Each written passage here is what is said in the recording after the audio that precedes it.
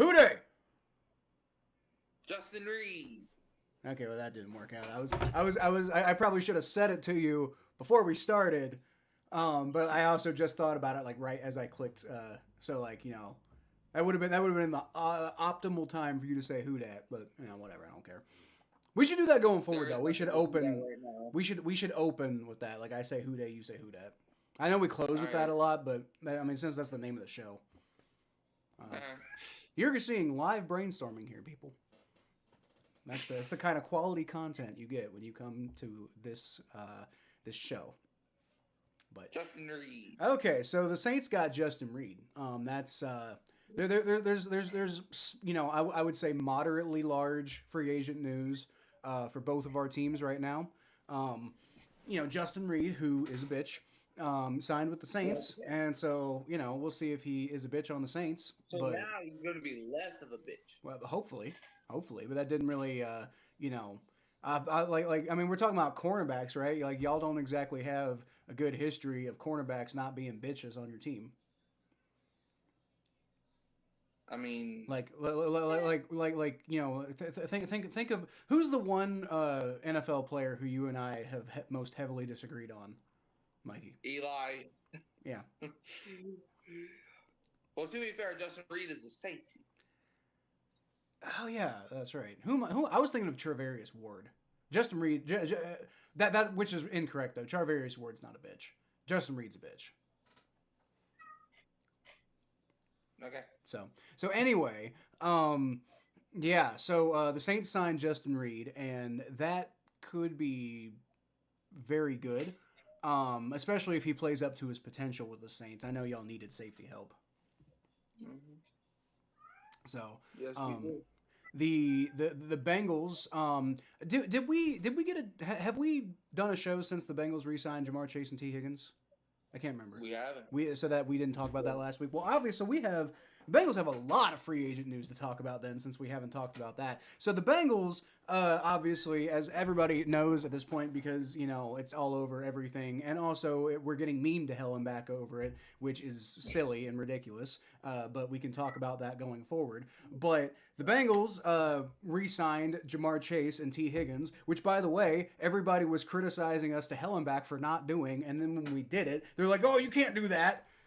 So like pick a lane, people. Honestly, we're currently from what I've heard, we're currently working on Trey Hendrickson. So this idea that we're going to trade him is ridiculous. The reason that the idea that we're going to trade him is ridiculous is because we've already heard that like the people who are calling the Bengals are like, yeah, their asking price is insane. So that's what the Bengals are gonna do. They're gonna do the Bengals thing when it comes to a player they're not agreeing with a contract with, and they're gonna be perfectly fine letting him walk instead of trading him because And to be fair, what the fuck, dude? So I guess calm down. Do what? I just heard my cat start crying out of nowhere. So I guess both of our animals are going to take over the show today. I guess. I don't know. So the reason they're not going to trade Trey Hendrickson, right? Like I've heard people talking about how like, oh, the Bengals should, like trade him for a second round pick. Like, why the fuck would we do that? Why the fuck would we trade Trey Hendrickson for a second round pick? Is that what his value is at his age? Maybe. Okay. Yeah. And with the amount of money another team's going to have to pay him. Yeah. That might be the best value you're going to get for Trey Hendrickson. I think you can get a little bit better than him. Thank you, babe. I think you can get a little bit better than a second round pick for Trey Hendrickson, even though he's like, 30 and, but he's also a defensive end. Like a lot of defensive ends play a lot later than 30. And he's had some injury issues, but not a lot. And it hasn't gotten in the way of his production when he is on the field. So I don't know. But maybe a second round pick is what you get out of Trey Hendrickson. And if that's the case, if the Bengals asking for if the Bengals are like seeking a first round pick and that's too crazy for a lot of NFL teams to consider, well then we're just not going to trade Trey Hendrickson. You know why? Because if we let him walk next year, I guarantee you we get a third round compensatory pick. So like why the fuck would we trade him for a second round pick? That doesn't make any sense. Like when him being on the team this year is worth probably a second round pick by itself. We didn't even get anything for Trey, so just be grateful if you get some. Well, there's a lot of there's a lot of stuff that goes into the formula of how people are awarded compensatory picks, and the way that the Saints run their organization is they just kind of like max out like everything like salary cap wise, and the and also Trey Hendrickson was not as productive in New Orleans. So there's a whole host of factors that that makes sense that the Saints didn't get anything. But we would almost certainly get like a third round pick, like the highest possible compensatory pick if we let Trey Hendrickson walk next year. I'm not advocating for that. I think the Bengals should re-sign him. And yes, before people start talking, oh, but you already spent all the money on Jamar Chase and T. Higgins. Like, no, we didn't. Like, no, we didn't. We have the money to pay Trey Hendrickson. That like this idea that we just paid T and Jamar like insane amounts of money is ridiculous. Like, we were already paying them ridiculous amounts of money because Jamar Chase in his like fifth year, like his fifth year option was pretty substantially high as is. T. Higgins was on the franchise tag. His T. Higgins cap hit is going to go down this year because of his extension.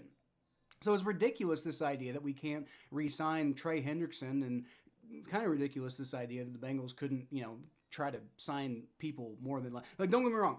I'm happy the Bengals got TJ Slayton. Like I've been wanting the Bengals, to target a guy like TJ Slayton for years. I love that pickup. Oren Burks is a good linebacker pickup. And I've got another guy I want to talk to you about in a second. But like they've made some all right moves. But they do have a lot more cap space than people give them credit for, and I just don't understand why they're not going for it. Daniel Barry Sports Highlights says Happy Friday, and I apparently did not hook up the chat. So while I do that, hold on.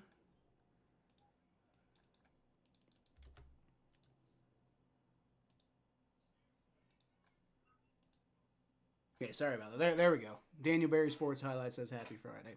So. Mikey, I have a question for you though. We like right before we started this podcast, before we went live today, I looked at my phone and the Bengals signed Lucas Patrick, who's a guy that we've been like the last 3, 4, 5 days the Bengals have had some buzz. There's been some buzz around him and the Bengals. Originally, we were looking at Tevin Jenkins. But the Bengals ended up passing on him, and also so did the Seahawks too. Yeah, he went to the Browns. The Seahawks passed on Tevin Jenkins too. So it's not like Bengals fans were like crying about it, like you should have never let Tevin Jenkins walk out of the building. Well, clearly the Bengals aren't the only team who don't think that Tevin Jenkins is good enough to be on their team. So tell me what you know about Lucas Patrick though. All right, so Lucas Patrick was here for a year. He had one thing I will say. He had lots of injury concerns. Mm-hmm. Like he kept one game he'll be in, when the next game he'll be out. I wasn't sure if he had any games where he was just inactive, just because we didn't really need him that day. But I do know this.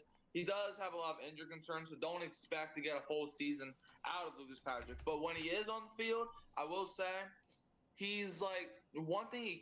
He's a great run blocker. Don't get me wrong. There was multiple games this season where Alvin Kamara had too, obviously having an open hole is not bad, but having too much open space to run for that he didn't even know what to do with. Because Lucas Patrick, he's a pretty solid run blocker. Now, pass blocking, I mean, he's pretty good at pass blocking too, but his run blocking, I will say, is his main priority.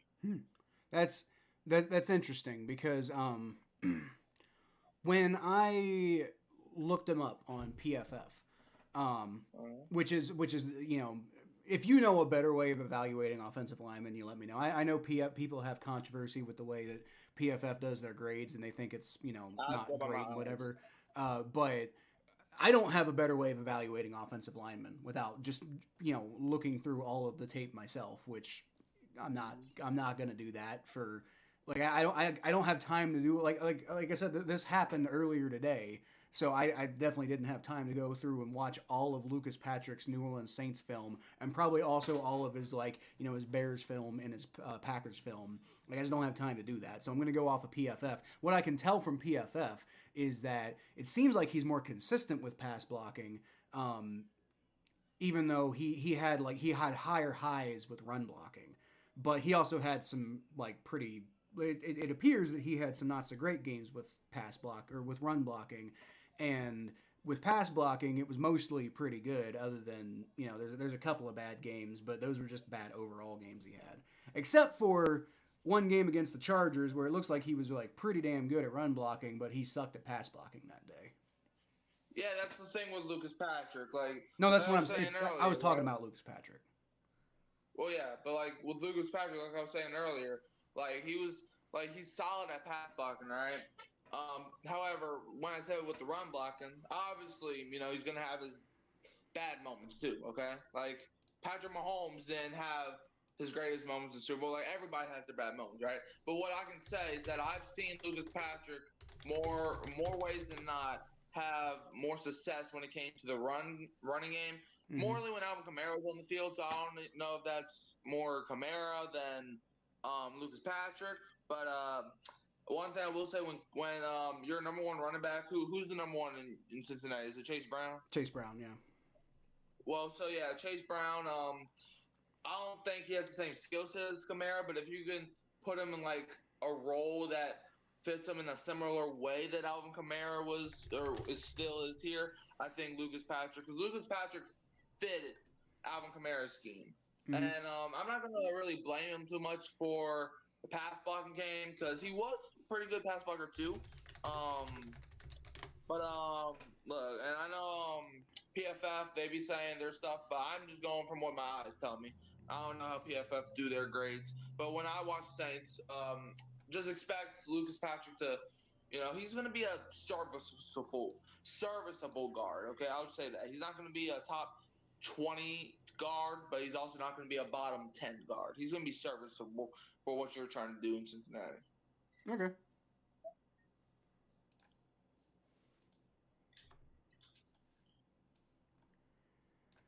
All right.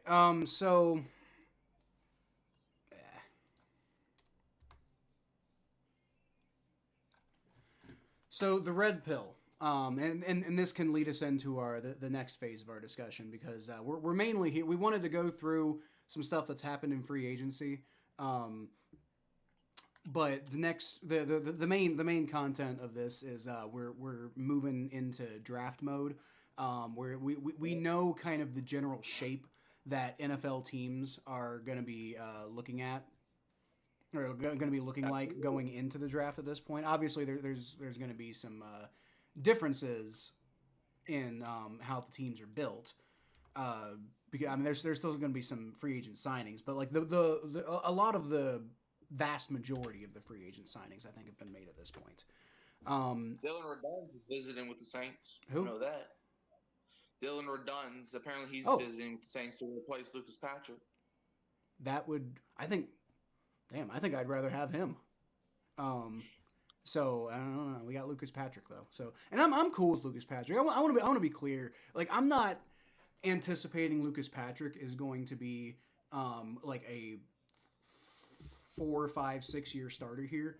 I'm expecting Lucas Patrick to be a guy who can come in and essentially replace Alex Kappa, who we cut.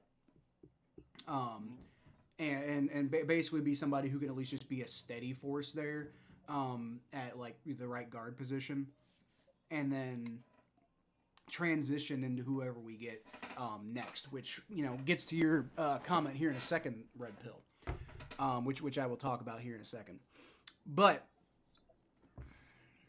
yeah, that's like Lucas Patrick. I view him. I view it as a good move by the Bengals, not an phenomenal move. You could have gotten. I think Dylan Redun's if he's available, then I think he would have been a better pickup. But what do I know? But what I do think, yeah, but he's definitely the Saints are definitely talking to him.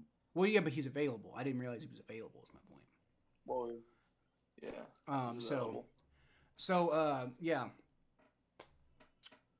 So Lucas Patrick, I think could be a good move, but it's a short term move. It's like I think you still need to you still need to draft somebody to either start now or to be expected to take the job from Lucas Patrick.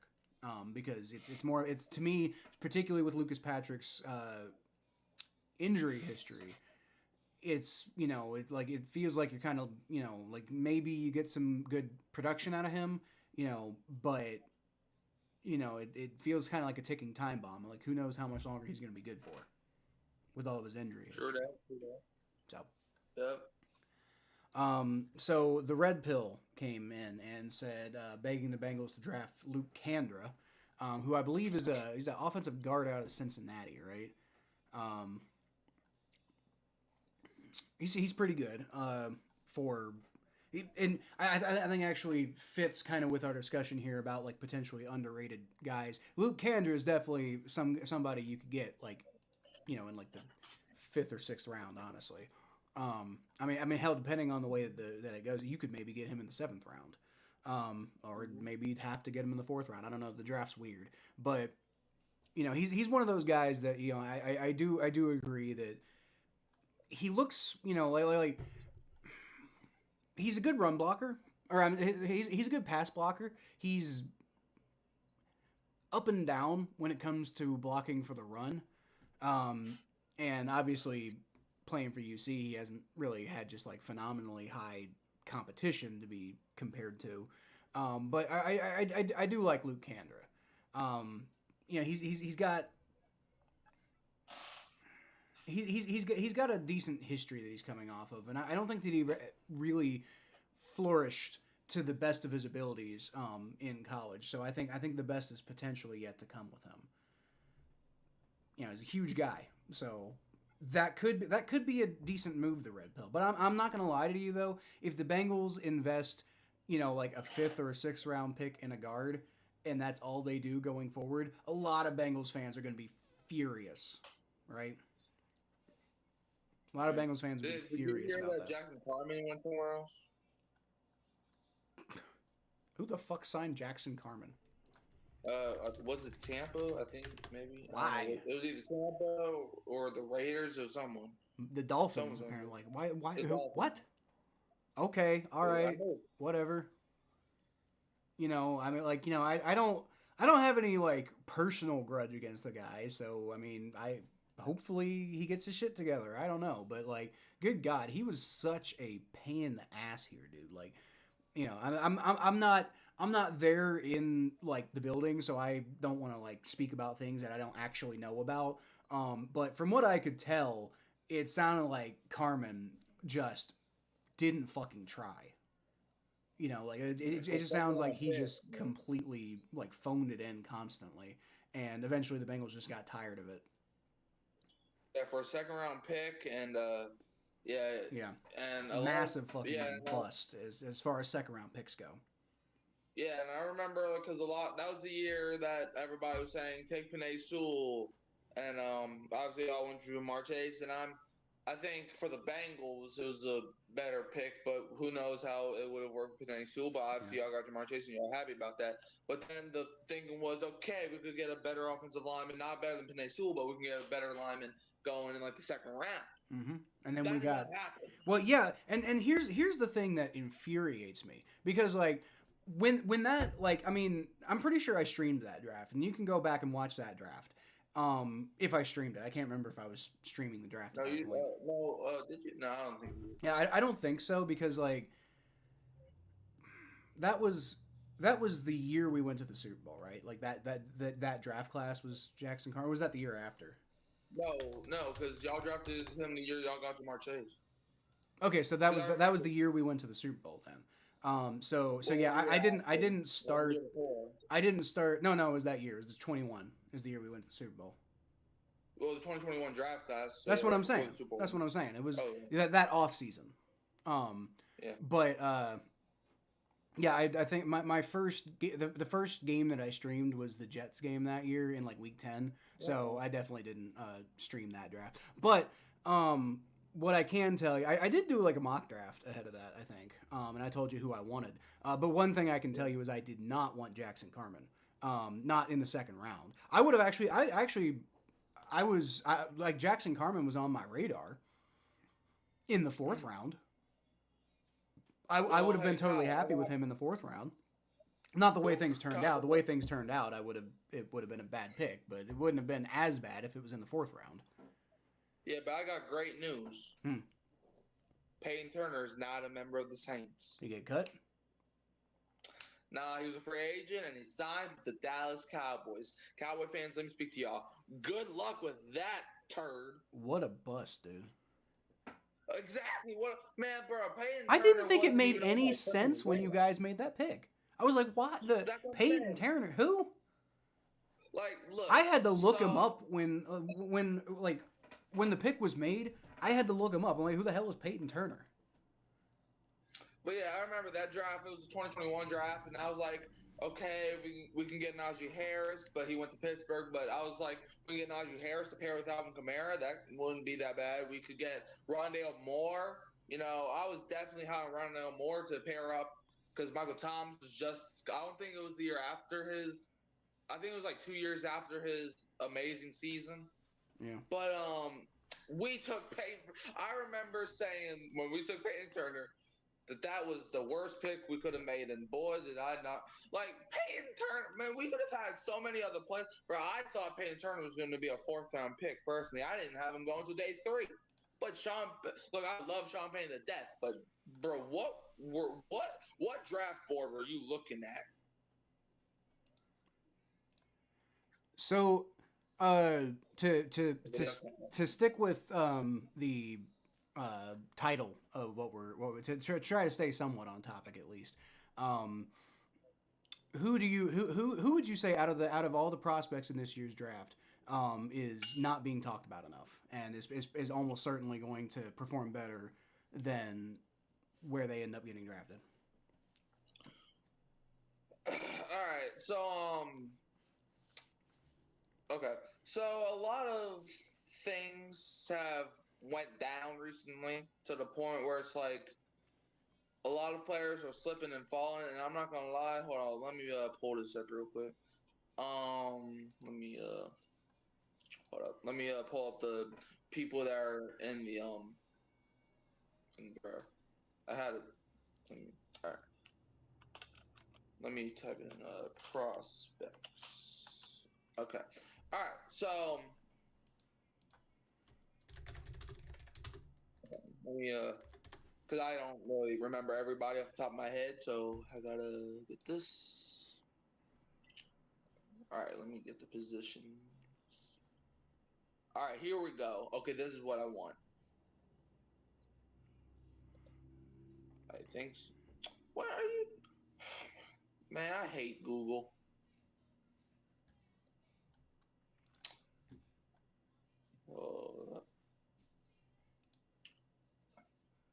Bro, where is it at? I just had it. Bro, check your history. Man, I hate.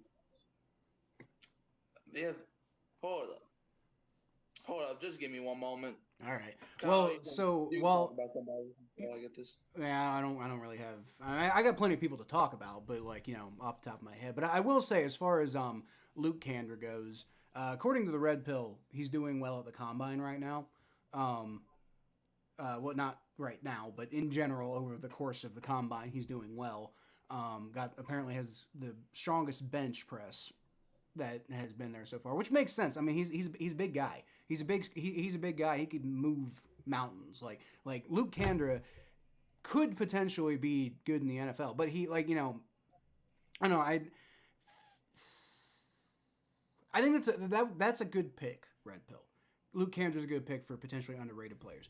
I will say he wouldn't be my first thought because from what I've seen from him so far, he kind of has he's got to work on his technique. All right, here we go. There we go. He's not really getting that coaching the way he needs to at UC, and I say that as a person who currently goes to UC. But anyway, what were you gonna say, Mikey?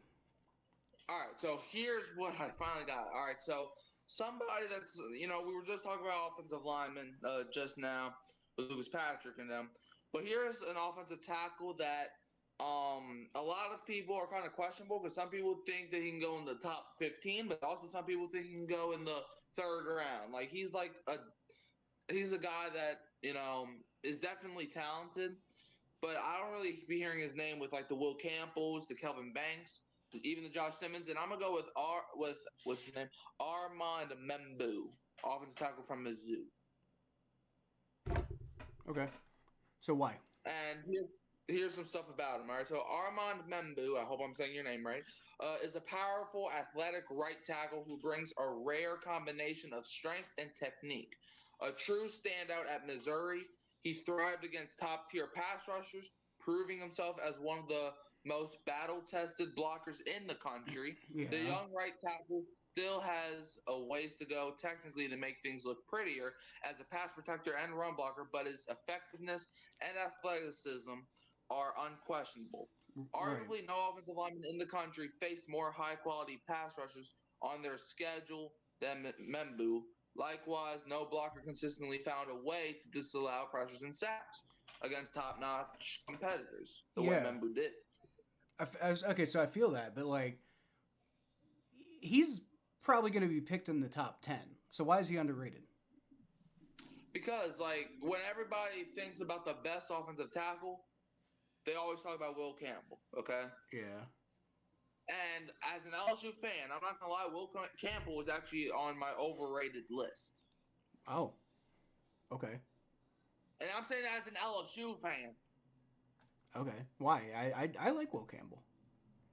Man, do you watch the amount of LSU that I watch? Bro, No, this man, I every don't. I single don't. That's time, fair, but every single time this man played up against like when he played against Alabama, this guy got crushed. When he played against South Carolina, this guy was getting bullied. I think I think it's more about his process that people like about him. It's more about like his potential in the NFL than it is like necessarily about his production in college. Like you don't draft guys entirely based off of their college production because I mean in a lot of cases you're gonna get you're gonna get guys who don't pan out because when you play in the NFL you end up with much better competition. So I mean I get Will Campbell being in the SEC and I get your argument for that, but I mean like he's a smart competitive guy. Like I mean like as far as I can tell he checks pretty much every box that recruiters are looking for. Maybe his production isn't the most phenomenal, but the NFL is a different beast than college, and in a lot of cases, sometimes guys are just more suited for life in the NFL than they are in college. But yeah, I just think Armand Membu is the best tackle in this draft class. I'm sorry. So Okay. that's why I feel like he's underrated. Even if he does go in the top 15 or the top 10, I still think he's underrated because everybody's thinking Will Campbell's just this phenomenal. Like everybody's unanimously picking Will Campbell as the best tackle in the draft, and I heavily disagree. I'm just saying. So you're not gonna like me then, I think, for what I'm gonna say next. But I think one of the most criminally underrated players in this draft class is Jalen Milroe. I'm sorry, what? Jalen Milroe. Yeah, if you want him as a running back. They said that about Lamar Jackson. I'm not saying he's But Lamar Jackson, but he gives me serious Jalen Hurts vibes. Like, well, I mean, he just does. Like, I have this feeling that people are going to heavily regret passing on him. Like, I don't think he's going to get taken. Yeah, I mean, he could fall. He could end up getting taken like as late as like the fourth round. The way things have been going for him. I don't think he'll fall that far. I'm guessing he'll probably be like a late second round pick. But I think he should be like a top 15 pick, personally. Like I think God, who's a team that needs a quarterback? You know what? You know what? This might be a hot take. I'd take him if I'm the Cowboys. That is a Jerry Jones pick. Well, so there you go. Maybe it's not as hot of a take as I'm saying here, but just because they do have Dak in the building and stuff like that. But like if I'm the Cowboys, I'm taking Jalen Milroe at 15. Or I'm sorry, not 15. Well, I don't know, maybe trade down. So maybe don't take him at 12. 12's probably there's no need to take him at 12. And there might not be any need to take him at 15. But at the same time, like, I think, I think NFL teams are going to like Jalen Milroe more than most scouts, like, most, like draft analysts like Jalen Milroe. And like, I get the concerns about Jalen Milroe. I do. I understand, you know, I understand he's not always living up to his potential. I get that. But I don't think at any point you can look at Jalen Milroe and say that that guy doesn't have the mentality to be at least good in the NFL, and he's got the talent to be great in the NFL. So if you've like, that's the thing, you can't look at guys purely and evaluate them based on their talent, because that's how you get guys like Johnny Manziel.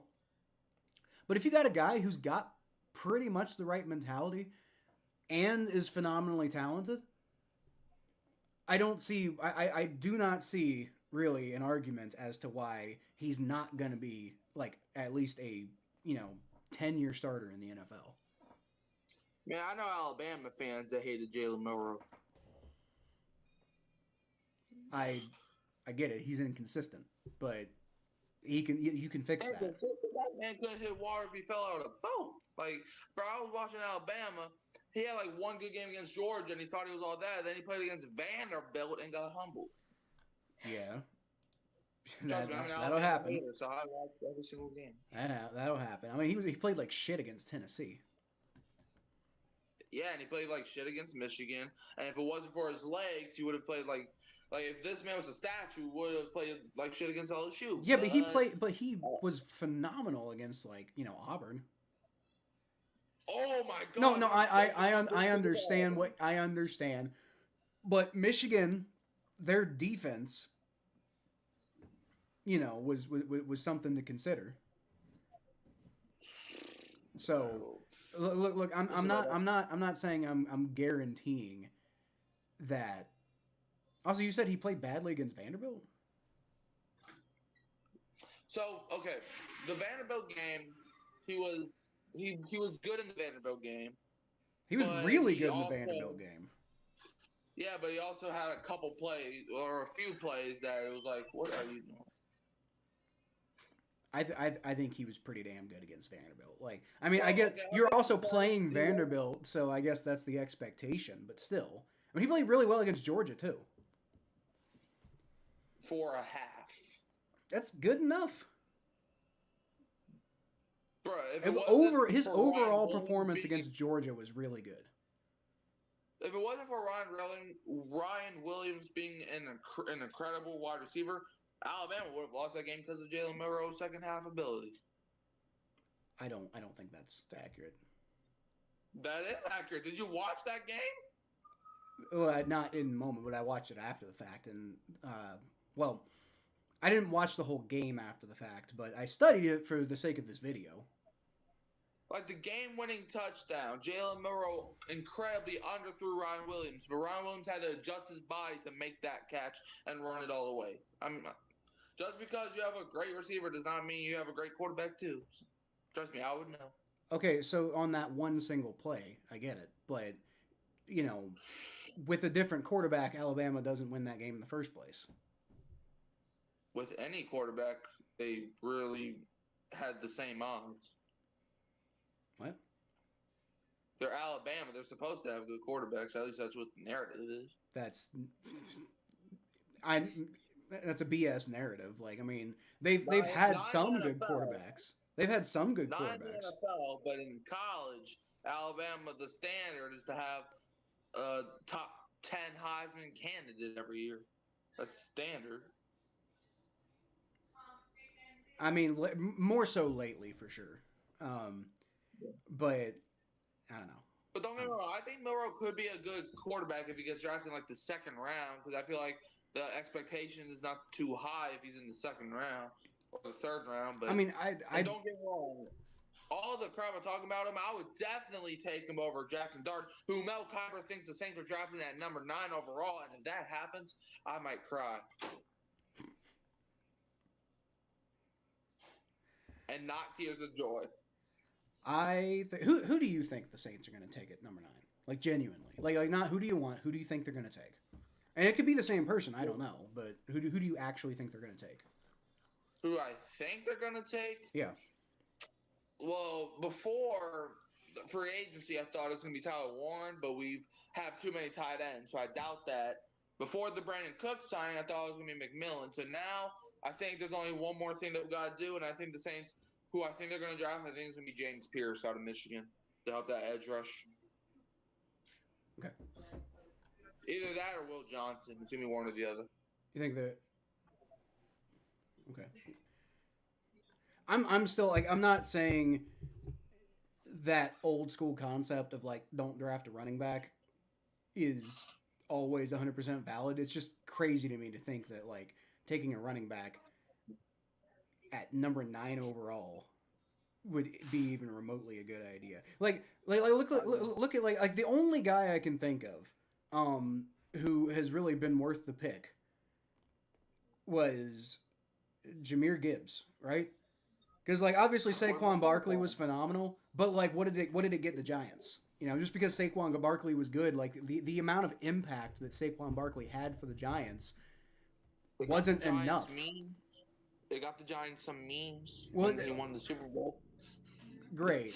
It got him a lot of pain when he won the Super Bowl with the Eagles. I mean, like that's what I'm saying. Like I know it's an older concept, not super old school, but it's like, you know, it's kind of gotten to the point where it's kind of like a old tired concept of like don't draft a running back that high. But look, honestly, like yes, a really good running back can make a good difference for your team, but typically running backs make the biggest impact for good teams, right? I wanted Jahmyr Gibbs. I wouldn't have minded Jahmyr Gibbs in Cincinnati, but you know, I don't remember what we were picking at that year, but if it was higher, I don't think it would have been a guy. What year was that Jahmyr Gibbs was drafted? 2023, I think. Yeah. So that was after the 2022 season, before the 2023 season. So we wouldn't have been in a position to draft him anyway. I guess at like 31 that would have been fine. No, I'm sorry, not 31. We were picking at like 28 or something. I can't remember. We were 29. So yeah, y'all were right before us. So yeah, we were 28 then. Okay. But anyway, yeah, I wanted him, and then I wanted Dalton Kincaid, and I got neither. I mean, I'm okay with Brian, but that's all right.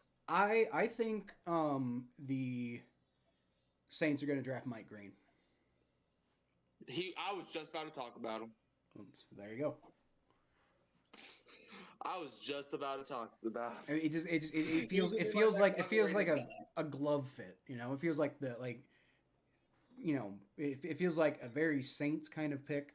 It feels like it really fills a need that the Saints have right now, honestly, especially with Peyton Turner like officially being an official bust now. Dude, he was a bust before he even took a snap. Like this man, Peyton Turner just didn't care. Now, before he left the Saints, he went on Twitter because that's the Saints' favorite place to go when you're upset, apparently. And he basically tweeted out, "Oh, I'm just like, what was it? It was like, I wasn't given the opportunity." Man, that's some bull crap, man. You were a healthy scratch. You know why? Because you didn't show the dedication. You didn't dedicate yourself. You could have been like Chase Young, a guy that got $51 million, but no. You know why? Because you just suck. Yep. Fair enough. You almost put Dan Rizzi in the hospital. True story. I'll make it up. That's fair enough. So the Bengals. Who do you think the Bengals would take? You know, obviously the Bengals are picking a little later, so we don't quite as much know who's going to be available. We pick 17. 17, you said? Mm-hmm. You don't need running back. You obviously don't need quarterback. You don't need receiver. So I think you got to go on the defensive side. And Mike Hilton is currently not on your team. So I think the Bengals are going to take Siobhan Reel. All right, so let's break down that comment for a second here. Siobhan or Okay, so you are correct that Mike Hilton is not currently on the team. He should be on the team, but he's not. But he's not. Now, as Siobhan, you said Real? Yeah. I thought it was Rebel. No, Rebel. Rebel. Okay, I was about to say I thought his name was Rebel. I wouldn't. It's 8:00 at night. My eyes work differently right now. I wouldn't be. I don't think. First of all, I don't think Siobhan Rebel would be a good Mike Hilton replacement in any way, shape, or form. Like I don't think he fits that bill at all. But Hilton's a good player. But he is a good player, and I do agree that I think he would be a good addition to the Bengals.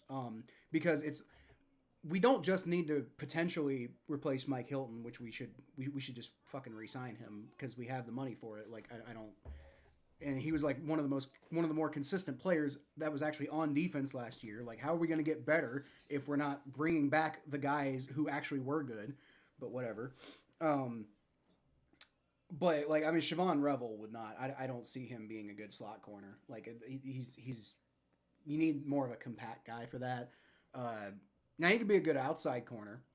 He's 6'3", dude. Like for a cornerback, that's massive. Like, but you know, whatever. If he's good though, I will say he is good. And honestly, if it hadn't been for that ACL injury, then he'd probably be like a first round guy, for sure. But I don't think that you're gonna need to take him in the first round. Like you said, the Bengals gonna take him at 17. Like I think he's gonna be. I think you could. I think they could easily get him at 49. Yeah, they can, but I mean, this cornerback draft class is stacked. So, and a lot of teams need corner, so they're going to be taking guys. Yeah, well, the Bengals, I think, do need corner.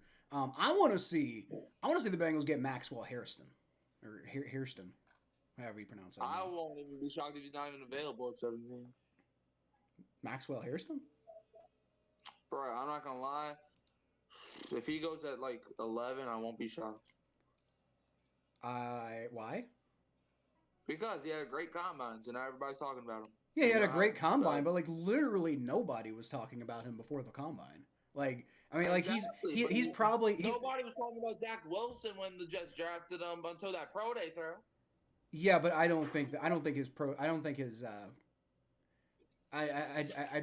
his combine's gonna, because like prior to the combine, I think he was probably going to be like a 4th round draft pick.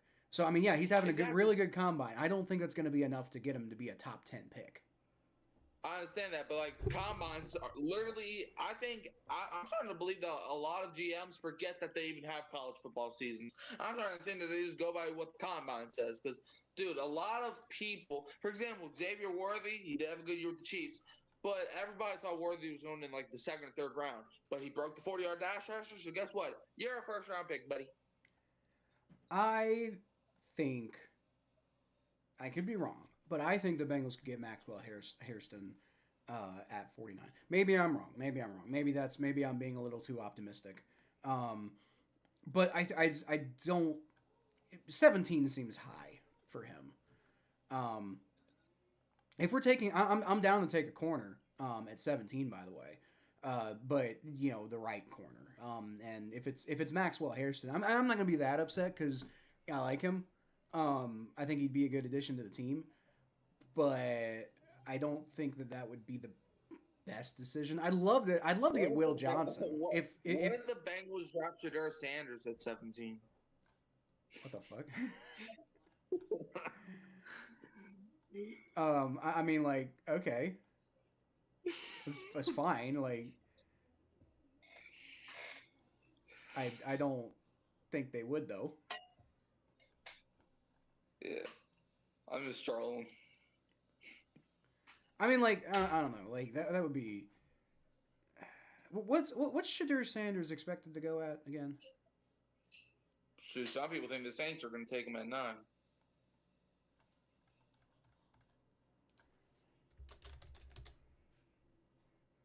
Yeah. Okay, so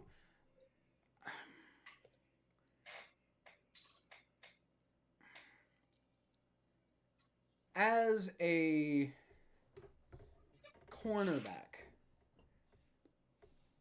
Actually, no, I take it back. No, definitely not. No, I don't want Shadur Sanders at 17. And you know why I don't want Shadur Sanders at 17? Because we don't need a fucking quarterback.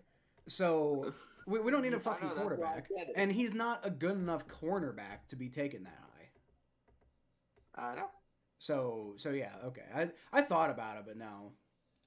Although it would be interesting though. It would be interesting though, because like you could theoretically like trade Jake Browning for like, I don't know, like a 5th or a 6th round pick or something, and have like Shadur Sanders be your backup, but also be like your starting cornerback.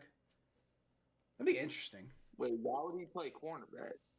Because that's what we need. We need if we're drafting him, we're taking him for cornerback. Okay, so what? He's just gonna take the Travis Hunter role? Do what? The Travis Hunter role, the guy that played receiver and corner for Colorado. Oh, you know what? I think I got them confused. Okay, so never mind. No, then we're not gonna take Shadur Sanders. What are you fucking crazy? We were the reason I got okay. The reason I was thinking that is because we were talking about cornerback. Good boy. I got like 4 hours of sleep last night. Okay, but no. Okay. Now we're not taking. Oh God, I swear to God, I was looking through this like list of players. There's this guy. I swear his name was Nick Scrotum. You mean Nick Scorton? Yeah, but I initially read it as Scrotum. I'm like, what kind of fucking name? What the hell?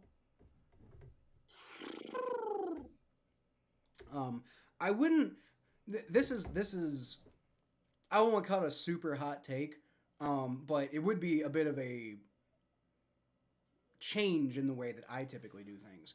I would almost like to see the Bengals go for like let's say you know the heavens part and somehow some way Malachi Starks drops to us at 17. I'm sprinting to the podium. Yeah. Can't we all? We need.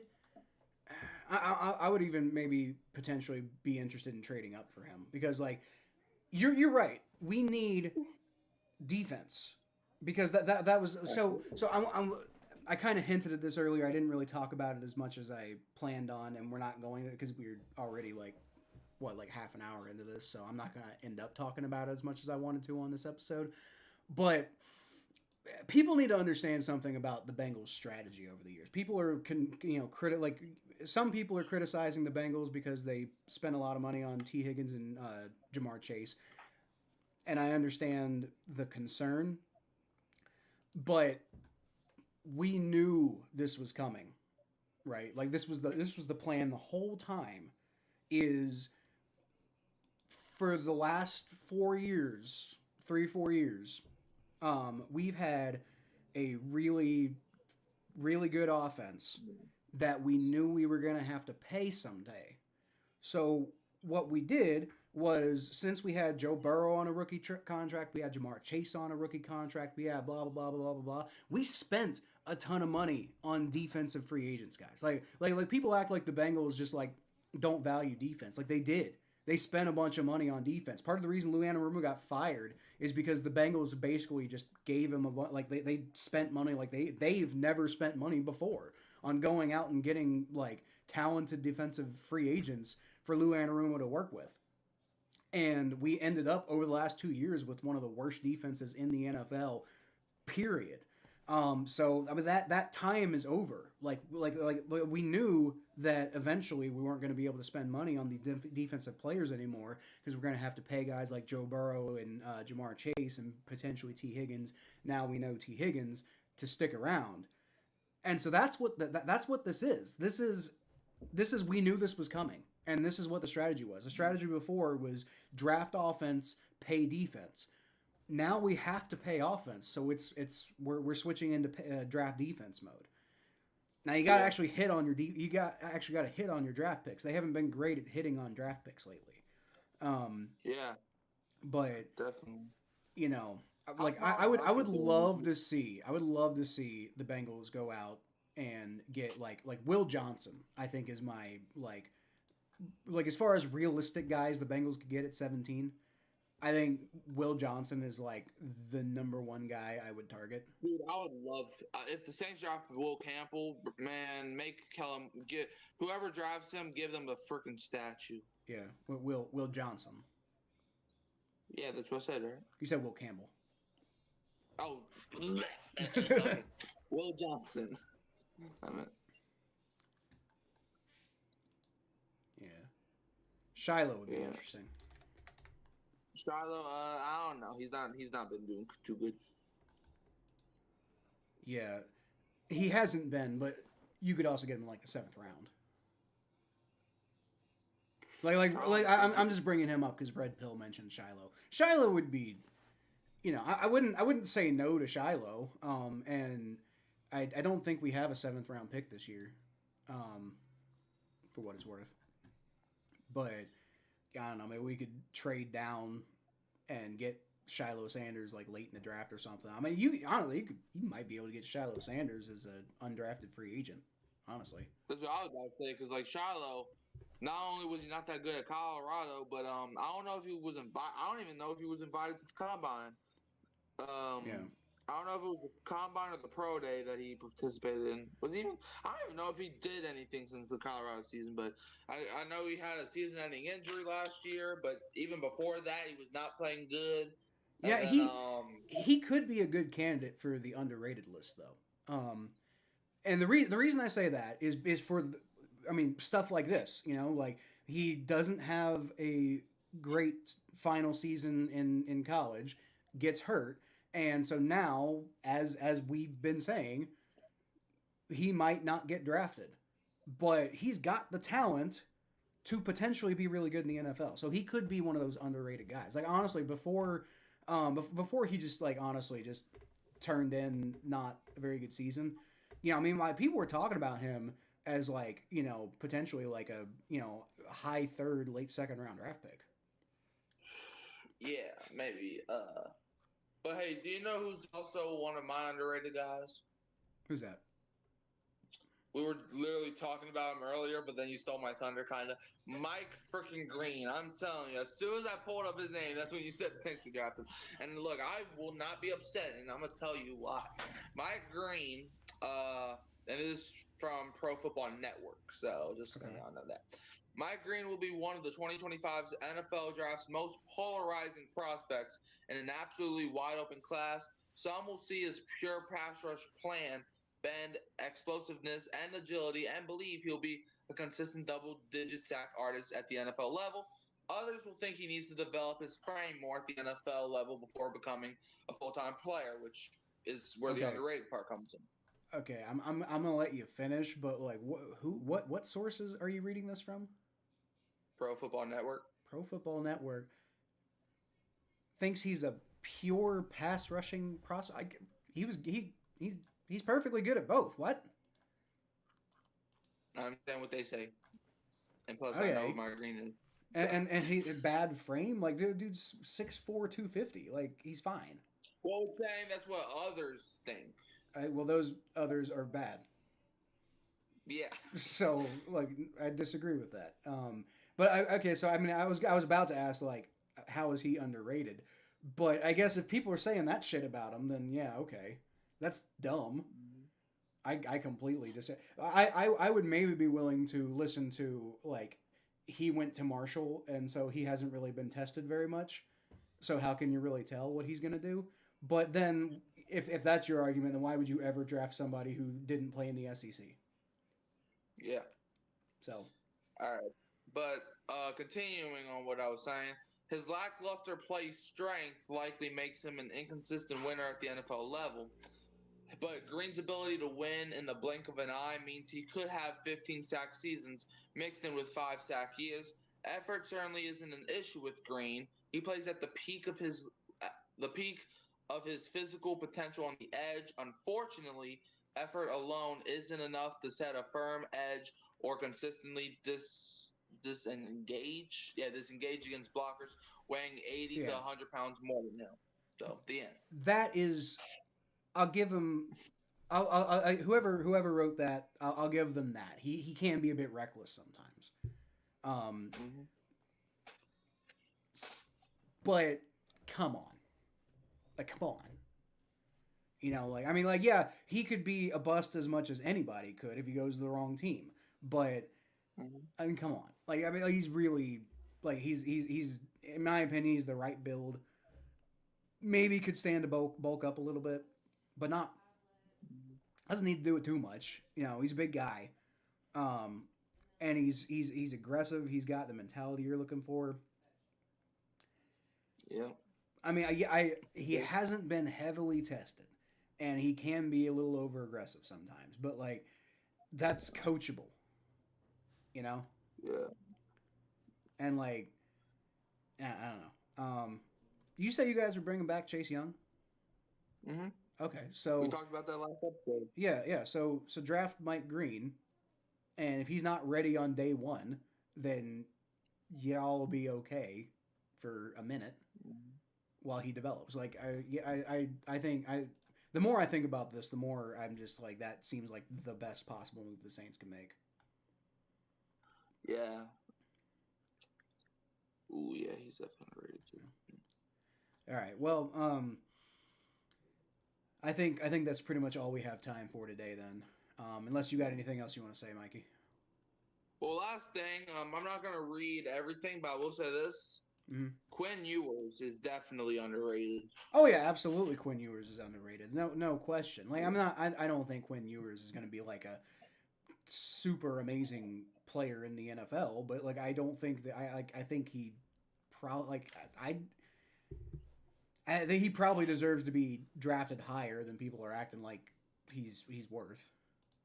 And people are acting like this man's a fifth-round pick and he's gonna be a bench warmer all his life. Like, I've heard people talking about him as a potential like sixth or seventh round pick. Like, well, and he might be, but that's exactly why he's underrated.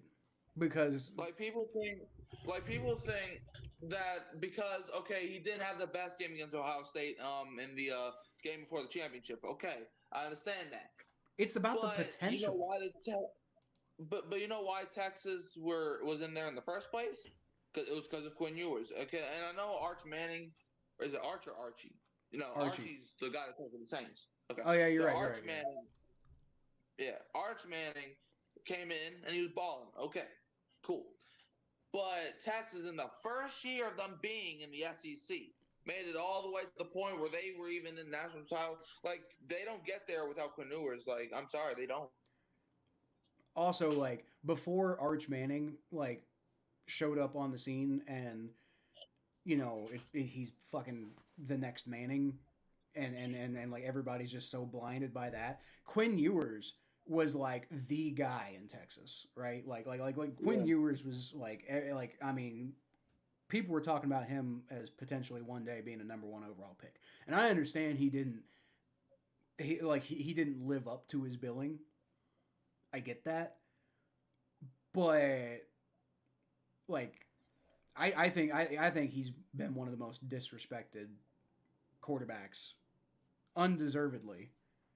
And like you want like I think you're totally right. Like I said, Jalen Milroe earlier, but Quinn Ewers is far more underrated than Jalen Milroe. I think Jalen Milroe is probably better than Quinn Ewers, but the discrepancy in where he's expected to be drafted versus where he should be drafted is much higher with Quinn Ewers.